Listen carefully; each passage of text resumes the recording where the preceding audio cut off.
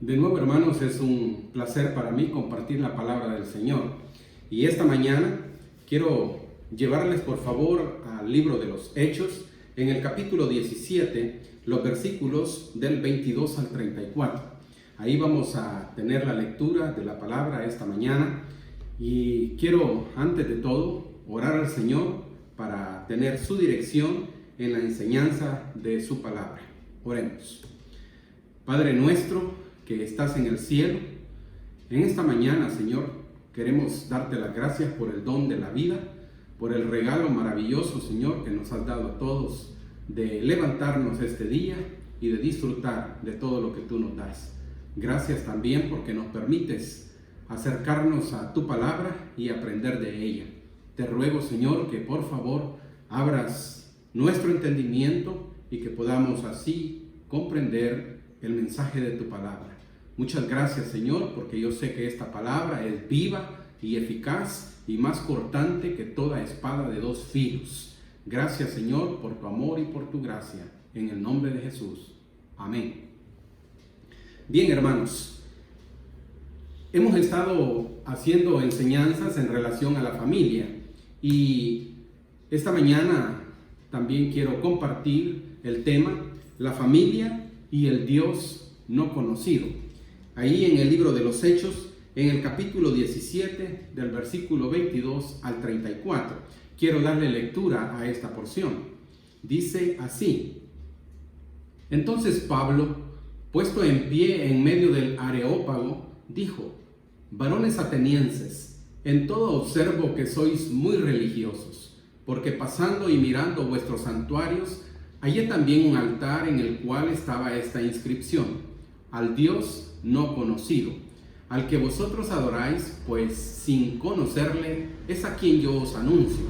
El Dios que hizo el mundo y todas las cosas que en él hay, siendo Señor del cielo y de la tierra, no habita en templos hechos por manos humanas, ni es honrado por manos de hombres, como si necesitase de algo, pues él es quien da a todos vida y aliento y todas las cosas, y de una sola sangre ha hecho todo el linaje de los hombres, para que habiten sobre toda la faz de la tierra, y les ha prefijado el orden de los tiempos y los límites de su habitación, para que busquen a Dios, si en alguna manera palpando pueden hallarle, aunque ciertamente no está lejos de cada uno de nosotros, porque en él vivimos y nos movemos y somos, como algunos de vuestros propios poetas, también han dicho, porque linaje suyo somos.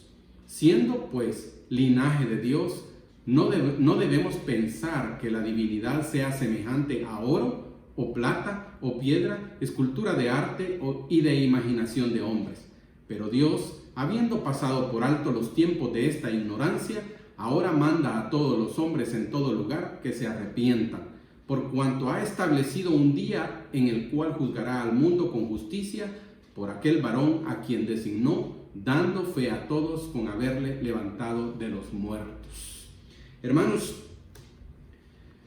creo yo que todos estamos conscientes de que ante las amenazas de la vida para el hombre, sean estas enfermedades, sean estas desastres naturales o peligros obrados por la sociedad en la que se mueve, la conciencia siempre acusa al hombre para buscar refugio en un ser superior, en un ser más grande, en un ser más poderoso que el hombre, más alto, en un ser que gobierna todas las cosas, que puede ser capaz de curar, proteger y curar todos los males.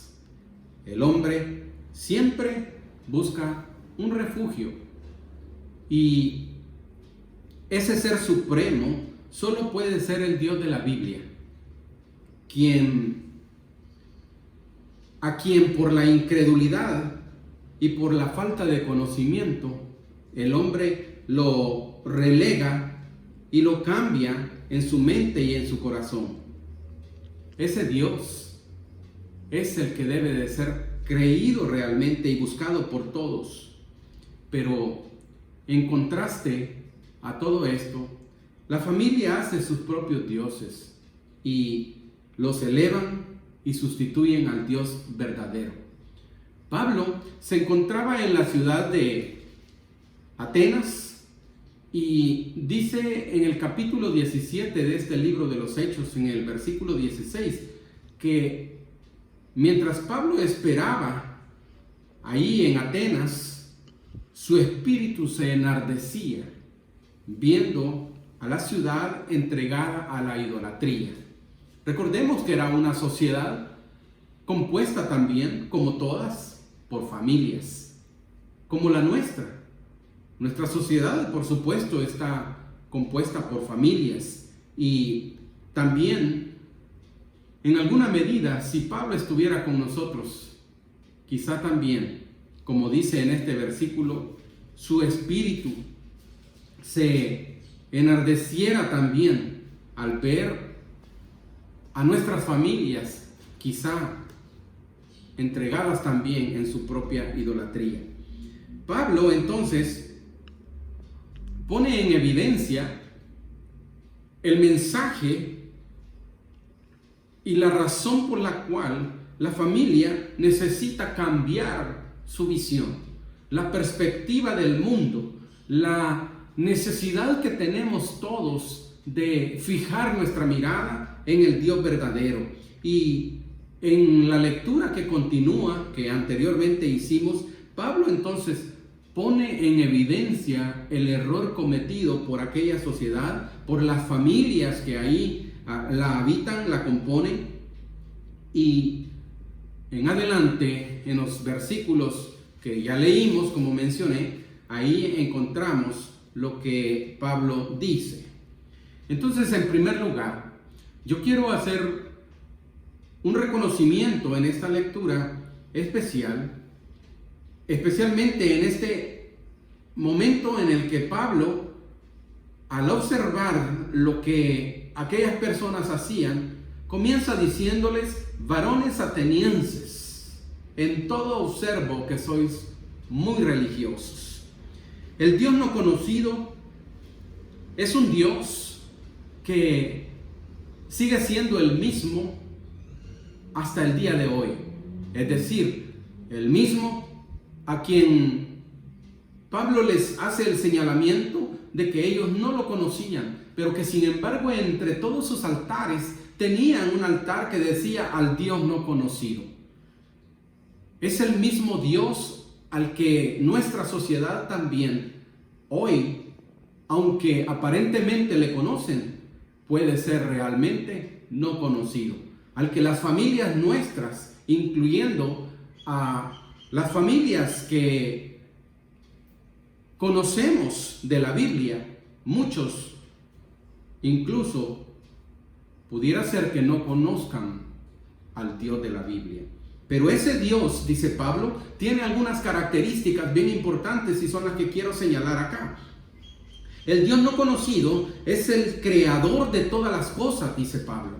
El Dios no conocido es el Señor del cielo y el Señor de la tierra. El Dios no conocido es un Dios que no habita en templos hechos por manos de hombres. No es honrado como si necesitara algo. Es lo que Pablo está diciendo acá. Versículo 24. El Dios que hizo el mundo y todas las cosas que en él hay, siendo Señor del cielo y de la tierra, no habita en templos hechos por manos humanas, ni es honrado por manos de hombres, como si necesitase de algo, pues Él es quien da a todos vida y da aliento y todas las cosas. El Dios verdadero, el Dios de la familia, de nuestra sociedad como de la sociedad ateniense, es el Dios que da aliento y el Dios que da vida a todos. También Pablo hace una reflexión muy importante y dice que ese Dios es aquel Dios que ha prefijado el orden de los tiempos, es decir, con anticipación. Él fijó el orden de los tiempos y el límite de la habitación de los hombres. Es decir, Dios conoce el momento de su nacimiento, pero también conoce el tiempo de su final. Es decir, si es posible la comparación, que cada uno de nosotros llegamos en un momento determinado, permitido por Dios, a este mundo, pero solamente Él sabe cuándo partiremos también hacia la eternidad. Y también valga la reflexión, aunque estamos en un tiempo de una enfermedad que ya todos conocemos, que está marcando el límite de muchos, quizá para otros no. Tal vez la ciencia dice son recuperados, tal vez la ciencia dice el medicamento les ayudó, pero realmente lo que nosotros necesitamos recordar es que el Dios de los cielos pone el límite de los tiempos y la vida del hombre. Es decir, Él sabe si aún podemos contagiarnos con esta enfermedad y también o partir a la eternidad o simplemente ser recuperados porque no ha llegado el tiempo, el límite de nuestros días. Ahora estamos experimentando un tiempo de lluvia. Dios tiene el control de todas las cosas. Sin embargo, ese Dios es el que prefija el orden de todos los tiempos. Dios y solo Dios, el Dios verdadero, el Dios que Pablo predicaba. Al ver aquella religiosidad en la ciudad de Atenas, él alza su mirada y dice: el Dios de los cielos, el Dios verdadero, es aquel a quien nosotros necesitamos honrar, a quien la familia necesita, a quien todos necesitamos encontrar. Por eso, como antes mencioné, él ya les había dicho: observo que sois muy religiosos. Y verdaderamente todos nosotros no podemos equivocarnos al pensar que también en nuestra sociedad actualmente nos hemos vuelto muy religiosos. Y volvernos religiosos no quiere decir profesar una determinada doctrina o una denominación. Profesar una específica denominación, bautistas, asambleas de Dios, o mormones, o testigos de Jehová, o catolicismo. No es eso. La verdadera razón que nos está envolviendo a nosotros en todo esto es un perfecto desconocimiento de la palabra de Dios. Y nos volvemos a nosotros mismos religiosos cuando elevamos nuestro propio pensamiento, nuestras propias emociones, nuestros propios sentimientos a la altura del Dios. Cuando la palabra es bien sincera, bien clara, bien real, bien pura, y mostrarnos al Dios verdadero. Si Pablo, como ya lo dije antes, estuviera con nosotros, quizá nos diría lo mismo: observo que sois bien religiosos. Pablo se impresionó realmente al ver aquellas familias, aquellas personas, multitudes entregadas a su idolatría, indignado por el deshonor que traían a Dios, indignado por el daño que hacían a los demás, a todas las almas, a todas las demás personas que estaban alrededor, sobre todo hablando del liderazgo.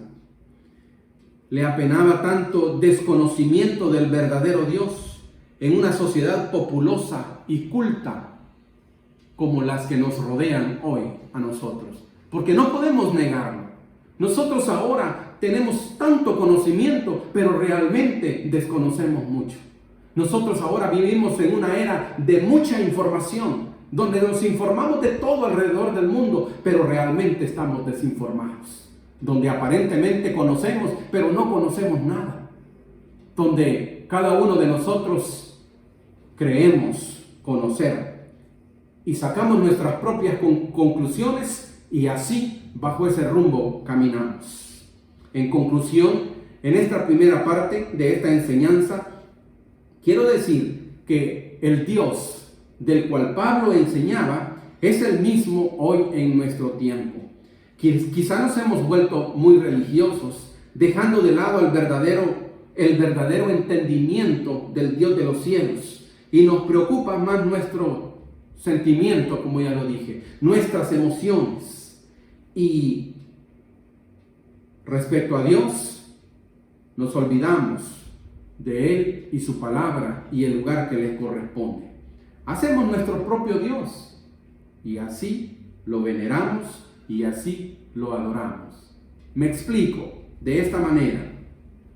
Si imaginamos un Dios que es todo amor, nosotros difícilmente o mejor dicho, negamos que sea un Dios justo, un Dios que un día hará justicia. Si nosotros hablamos de un Diosito como muchas personas hablan, quizá imaginamos a un Dios pequeño que no tiene mucho que hacer en este mundo. Si nosotros hablamos de un Dios grande, quizá esa magnitud de Dios, si bien es cierto no llegaremos a comprenderla y conocerla, pero también la malentendemos y el significado no es el que la Biblia nos dice que debemos conocer. Si hablamos de un Dios compasivo, nosotros lo confundimos como un Dios tolerante.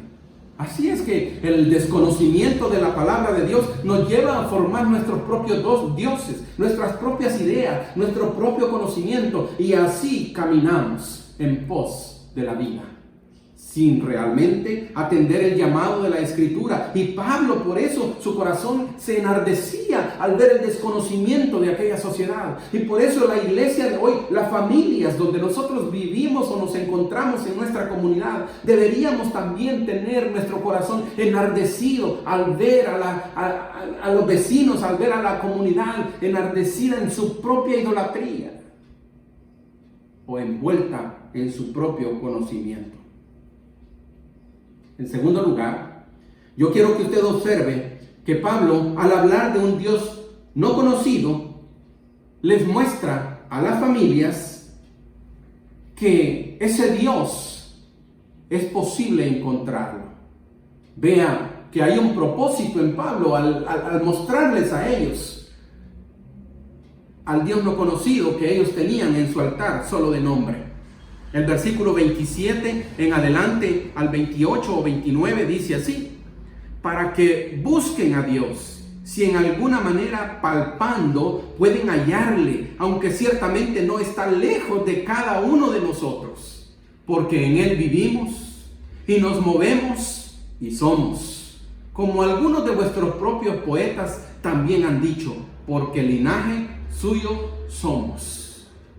Y dice además el versículo 29, siendo pues linaje de Dios, no debemos pensar que la divinidad sea semejante a oro, o plata, o piedra, escultura de arte y de imaginación de hombres. El Dios no conocido que Pablo presenta, de hecho es un propósito que él tiene, mostrar a un Dios como este. Y como antes lo mencioné, es un Dios que permite que se le busque. Es un Dios que se ha revelado a la humanidad. La Biblia nos dice, los cielos cuentan la gloria de Dios y el firmamento anuncia la obra de sus manos.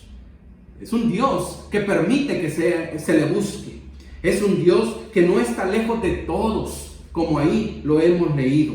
Los hombres no podemos excusarnos de no saber acerca de Dios, como antes lo mencioné, porque Él se ha revelado a sí mismo en la conciencia humana. Y es lo que Pablo enseñaba a los hermanos en Roma, y es lo que me gustaría que usted y yo veamos así rápidamente. En el capítulo 1 de la carta a los hermanos en Roma, el apóstol Pablo, en el versículo 19 y 20, dice de esta manera: porque lo que de Dios se conoce les es manifiesto, pues Dios se lo manifestó, porque las cosas invisibles de Él, su eterno poder y deidad, se hacen claramente visibles desde la creación del mundo, siendo entendidas por medio de las cosas hechas, de modo que no tienen excusa. El hombre no tiene excusa al decir que no conoce de Dios. El hombre no tiene una excusa para decir, como no hay Dios, me vuelvo a mi propio Dios, el que yo forjé con mi propia mano. Dice también el apóstol Pablo, ahí en el capítulo 2, en el versículo 15, de esta manera: mostrando la obra de la ley escrita en sus corazones, dando testimonio su conciencia y acusándoles o defendiéndoles sus razonamientos. El hombre ensimismado busca crear sus propios dioses. La familia salvadoreña ensimismada busca crear su propio Dios y ahí refugiarse. De esa manera está errando al blanco. De esa manera está pecando delante de Dios. De esa manera está deshonrando al Dios de los cielos. Esa era la preocupación de Pablo. Se enardecía el corazón de él al ver el desconocimiento de la gente, al ver que aquellos equivocadamente seguían su propio entendimiento. Alude Pablo a la idea de que todos lo debemos a la existencia de Dios. Es lo que ahí está diciendo en su enseñanza a aquellos hermanos en el libro de los Hechos.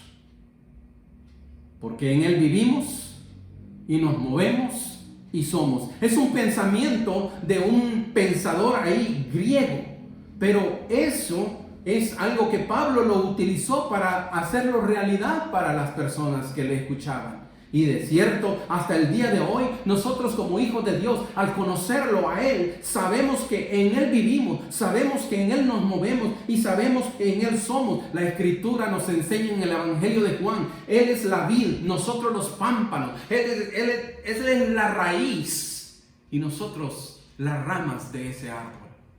No podemos las ramas nosotros dar fruto, no podemos sostenernos sin depender de la raíz, que es Cristo nuestro Señor. Así es que de esa manera Pablo hace alusión a la idea de que todos dependemos de Dios. Y el versículo 29 hace un detalle más específico de lo que nosotros físicamente podemos observar, incluso hasta hoy en nuestra sociedad. El artificio o la manufactura o la creación desde la imaginación del hombre es evidente en nuestros días para nosotros. Pablo dirá en el versículo 29, siendo pues linaje de Dios, no debemos pensar que la divinidad es semejante a oro o plata o piedra, escultura de arte y de imaginación de hombres. Es decir, Pablo dice realmente que debemos de tener cuidado y no forjar nuestros propios dioses. Dios no es semejante a escultura alguna que el hombre imagine. Y es necio pensar que Dios no sea más que un ídolo de fabricación humana. Ese razonamiento hace evidente lo absurdo de la idolatría. Y si no, también podemos regresar a la misma escritura y observar como por ejemplo en el libro de Isaías. El profeta ya había advertido a la nación de Israel en relación a esto. Y de una manera bien práctica, él les dice así en el capítulo 44 de Isaías. Los formadores de imágenes de talla, todos ellos son vanidad. Y lo más precioso de ellos para nada es útil. Y ellos mismos son testigos para su confusión de que los ídolos no ven ni entienden. Y dice, ¿quién formó un dios o quién fundió una imagen que para nada es de provecho? He aquí que todos los suyos serán avergonzados, porque los artífices mismos son hombres. Todos ellos se juntarán, se presentarán, se asombrarán y serán avergonzados a una. El herrero toma la tenaza, trabaja en las ascuas, le da forma con los martillos y trabaja en ello con la fuerza de su brazo. Luego tiene hambre y le faltan las fuerzas, no bebe agua y se desmaya. El carpintero tiende la regla, lo señala con almagre, lo labra con los cepillos, le da figura con el compás, lo hace en forma de varón a semejanza de hombre hermoso para tenerlo en casa. Corta cedros y toma ciprés y encina que crece entre los árboles del bosque, planta pino que se cría con la lluvia. De él se sirve luego el hombre para quemar y toma de ellos para calentarse. Enciende también el horno y cuece panes. Hace además un dios y lo adora. Fabrica un ídolo y se arrodilla delante de él. Parte del leño quema en el fuego, con parte de él come carne, prepara un asado y se sacia. Después se calienta y dice, oh, me he calentado, he visto el fuego. Y hace del sobrante un dios, un ídolo suyo. Se postra delante de él, lo adora y ruega diciendo, líbrame, porque mi Dios eres tú. Esa es la enseñanza del profeta Isaías. No estaba lejos de la verdad de los atenienses y no está lejos de la verdad de la familia salvadoreña. No está lejos de la realidad en la que nosotros estamos viviendo. No está para nada lejos. Y usted y yo hemos sido testigos de lo que se está haciendo en nuestra sociedad en razón de la búsqueda a Dios. En determinado momento, el presidente de la República llamó a orar, hacer una oración en comunidad por todos los salvadoreños. Pero déjeme decirle, ¿a cuál Dios oró usted? ¿Al Dios no conocido? ¿A cuál Dios le oró usted? ¿Será real que todos oramos al Dios creador del cielo y de la tierra? ¿Será real que todos oramos al Dios que por amor a nosotros envió a su Hijo Jesucristo al mundo, quien dio su vida en un madero, quien vertió su sangre y murió en la cruz por amor, que fue al sepulcro y que Dios le resucitó de los muertos y que ascendió a los cielos y que ahora está sentado a la diestra del Padre y que pronto viene por su iglesia? ¿Será a ese Dios que todos nos unimos para orar? Entonces, no es algo diferente lo que Isaías estaba diciendo casi 800 años antes de la venida de Cristo, pero mucho tiempo atrás también. Los salmos, el salmista o los salmistas habían hablado diciendo de esta manera: nuestro Dios está en los cielos. Estoy leyendo en el Salmo 115. Nuestro Dios está en los cielos, todo lo que quiso ha hecho. Oiga bien, los ídolos de ellos son plata y oro, obra de manos de hombres. Tienen boca, mas no hablan. Tienen ojos, mas no ven. Orejas tienen, mas no oyen. Tienen narices, mas no huelen. Manos tienen, mas no palpan. Tienen pies, mas no andan. No hablan con su garganta. Semejantes a ellos son los que los hacen, y cualquiera que confía en ellos. Oh Israel, confía en Jehová. Él es tu ayuda y tu escudo, dice el Señor. Hermanos, la realidad del tiempo de los salmistas, la realidad del tiempo del profeta Isaías, la realidad del tiempo de los atenienses no se aleja mucho de la realidad nuestra. Y seguimos empecinados nosotros haciendo nuestros propios dioses. En tercer lugar, el Dios no conocido demanda arrepentimiento. Demanda arrepentimiento de todas estas cosas que Él ve que el hombre negligentemente hace o vive. Ahí puede usted observarlo a partir del versículo 30. Pero Dios, habiendo pasado por alto los tiempos de esta ignorancia, ahora manda a todos los hombres en todo lugar que se arrepientan. La escritura es clara. Dios sabe que el hombre es ignorante.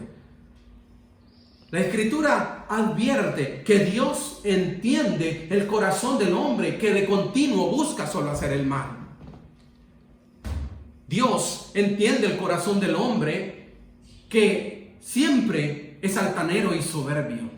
Dios conoce lo más profundo de cada uno de los seres humanos y sabe que se envanecen en su conocimiento. La ciencia los envanece, la inteligencia los envanece, la riqueza los envanece. Dios entiende perfectamente el corazón del hombre, de manera que Él dice que aún en esta intención del corazón del hombre, Él dice,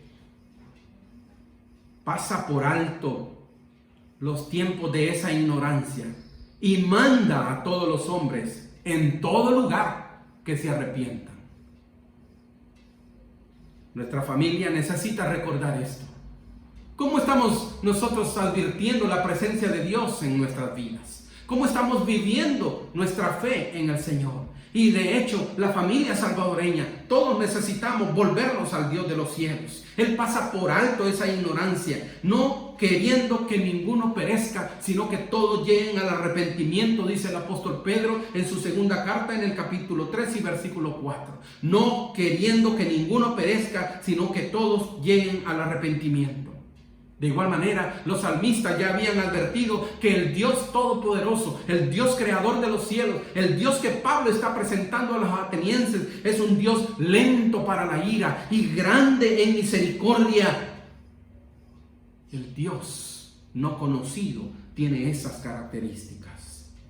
El Dios no conocido, al que Pablo ahora les anuncia, dice que es aquel que no va a contender contra el hombre porque se acuerda de que somos polvo.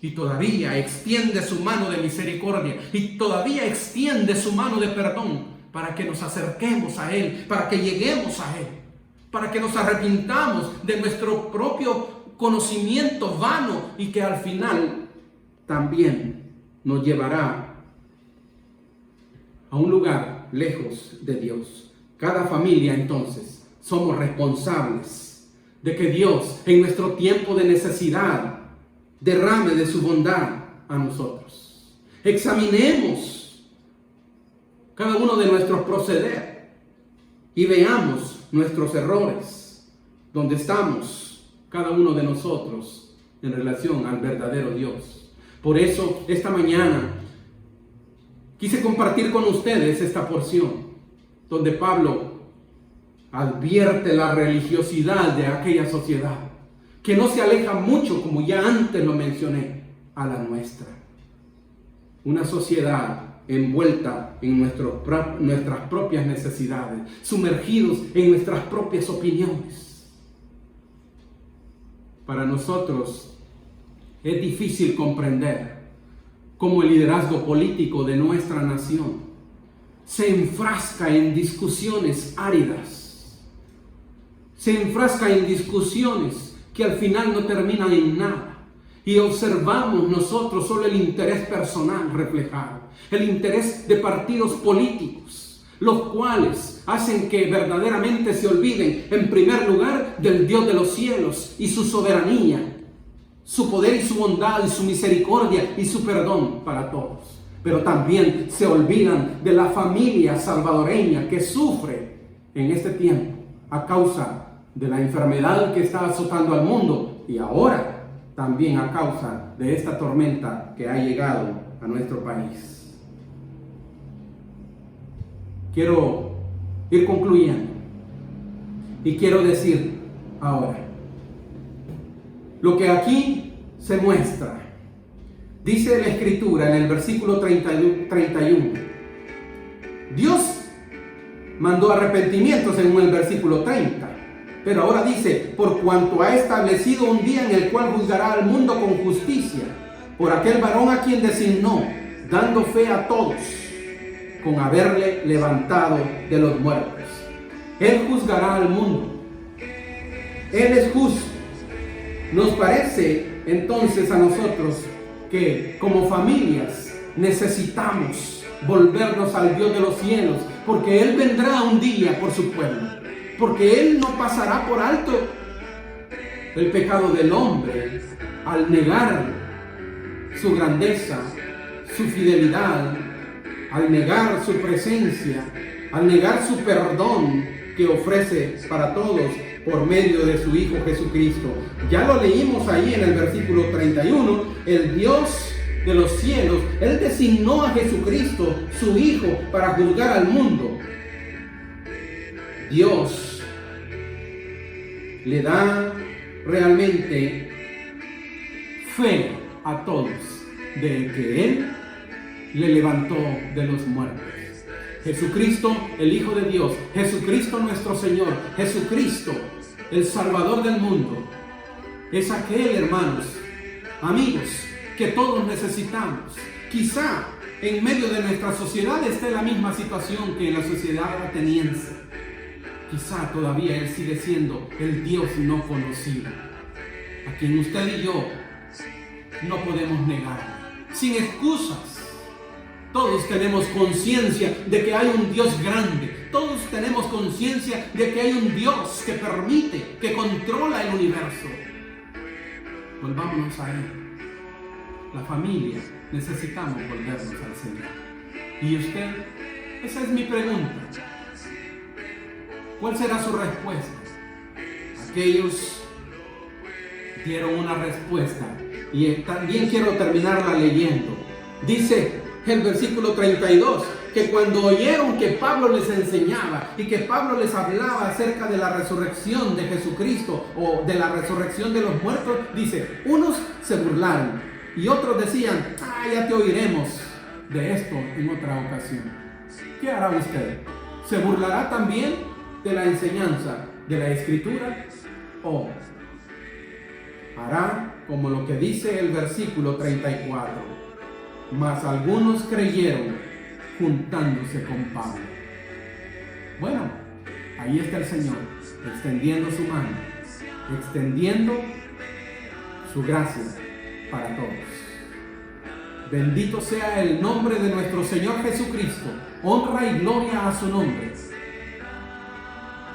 Y que Él verdaderamente sea el Dios de nuestras familias, a quien nosotros acudimos.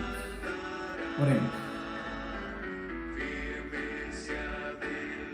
Padre que estás en los cielos, nosotros queremos seguir firmes delante de ti y queremos seguir adelante en pos de ese Dios que permitió la vida para nosotros, ese Dios que al final tiene para todos perdón de pecados. Pregunto para usted, ¿necesita usted de ese Dios? Pregunto, ¿quiere venir al Señor Jesucristo y poner su fe en Él? Puede orar conmigo de esta manera. Señor Jesús, gracias por darme la vida. Entiendo que te necesito. Reconozco que soy pecador y que he puesto mis propios ídolos antes que a ti. Me arrepiento de mis pecados. Ven a mi corazón, ven a mi vida y sálvame. Si usted hizo esa oración conmigo, el Señor ha perdonado su pecado. Que el Señor bendiga a cada familia de nuestra nación, de nuestra iglesia. Amén.